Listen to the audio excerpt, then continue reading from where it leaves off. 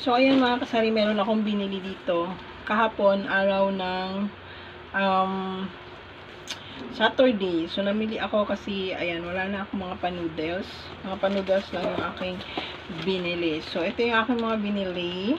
Puro lang ito mga pancit canton, noodles, tapos meron ding mga asukal. So, bumili lang ako ng mga pangilan-ilan. Yung wala lang sa akin munting tindahan at bumili nga ako ng aking mga pa-noodles. So, ito mga kasari yung mga pa-noodles ko na mga pancit canton, Lucky Me. Bumili din ako ng asukal. Ayan. So, meron din ako ditong biniling mawala yung aking. So, bumili ako nitong aking cream. Itong aking cream buns. Creamer. Kasi meron akong jam. Ipapa-overnight ko lang ito sa aking rep. Tapos, kapag tumigas na, ilalagay ko siya doon sa aking wheat bread dahil yun yung ang aking kinakain. Dahil masyadong matamis yung jam. So, ilalagay ko ng kaunti nito para naman medyo males yung matamis ng aking jam. So, ayan yung aking mga pinamili mga kasari. Isang karton lang ito. Ayan o. So, napakalit lang nito mga kasari dahil yung wala lang dito sa aking munting dahan. Yung iba, saka na siguro ako mamimili kasi medyo madami-dami pa naman.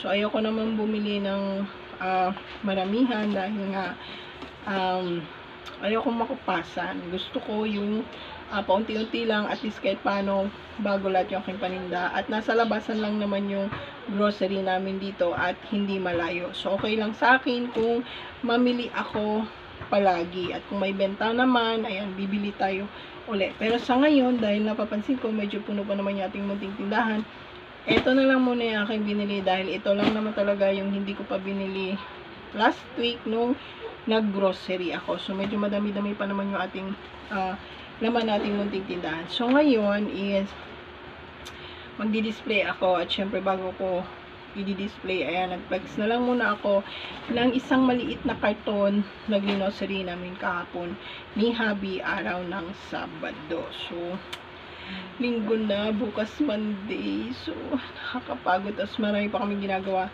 ni Habi dito sa bahay dahil nga nagpapa-double walling kami. At binaklas na namin yung aming mahiwagang dingding na puro anay. Talagang inaanay kami. Salot ang anay. Parang ikaw lang. Naninira ka ng bahay. Uy, walang ganon. Walang ganon.